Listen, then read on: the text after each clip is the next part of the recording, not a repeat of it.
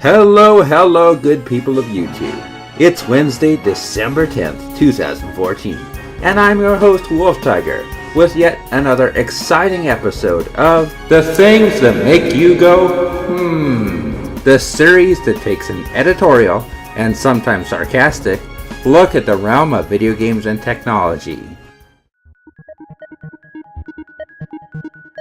Well, it seems that Electronic Arts is back in the news, but not for the reasons one would expect. No, this time an executive from the corporation received, I use the term lightly here, death threats on Twitter. And going to Twitter, he reported the issue, only to find out those quote-unquote threats were not in violation of the terms of use.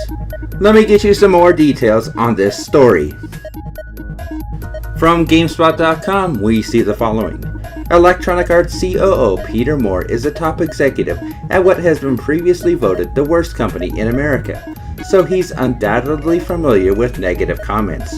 But things went too far this week when one Twitter user lobbied rape and death threats against him and his family, prompting Moore to report the abuse to Twitter. Moore shared his side of the story last night, saying on Twitter that he reported the hateful message to the social networking site. However, Twitter issued the following response. Hello, thank you for letting us know about your issue.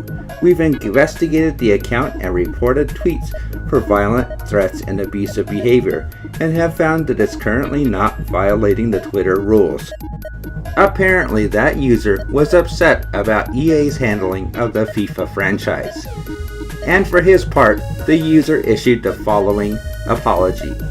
Despite what happens to me and my Twitter, I want to apologize for the vile abuse sent to you. I'm shutting Twitter down so you will not hear from me anymore. So, Peter Moore receives what he considers threats, reports it to Twitter, only for them to say, we're not going to do anything about it because it's not against the rules. So what's there to talk about? A lot, actually, and there's no doubt about it, this user was in the wrong with his comments. Taking a look at those comments for myself, I saw somebody harboring a lot of anger towards somebody and their company just because he didn't approve of the games they make. Does that give them the right to make threats and be angry at somebody? I don't think so. There's no doubt about it. He acted like a jerk and he knows it. Otherwise, he wouldn't have issued such an apology after the backlash of his actions. But that's not the end of the issue. Oh no, there's still that question remaining. Was Twitter in the right? And I'll give you a short answer. Yes, technically. Because when we look at everything that happened, all the words that transpired, that user never directly threatened Mr. Moore. No, he merely wished bad things to happen to him or his family, but he never openly said, hey, I'm gonna do this to you. So in that technicality, he never actually threatened Mr. Moore. No, what you have here is an angry idiot mouthing off just because he was upset. And there's nothing that we can do directly about that. Actually, I do have some advice about a guy like this. There is something you can do. It's a simple solution. You ignore him. That's right, the one solution we've all done throughout our lives when somebody mouthed off. We said, that guy's a toothless, annoying jerk. He's all bark, and it's not worth my effort. Now, I'm not saying that Mr. Moore was wrong in reporting this guy to Twitter, but it just feels like an initial gut reaction.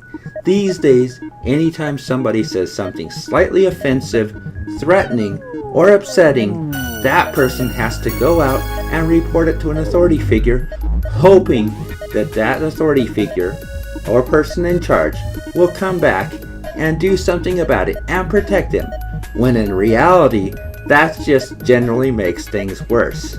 That's right, because generally that person is after one thing, the attention they get from the whole affair. And this guy is no different.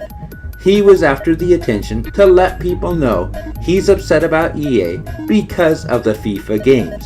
So how do you get rid of a guy like that? You ignore him. And that, my friends, is my moral of the day. Don't be a mouth, and if you're a public figure, learn to be a little more thick-skinned. If there's a mouthy jerk, just ignore him and let him go away. As always, we'll keep our eyes open and see what happens next. That's all for now. Peace out.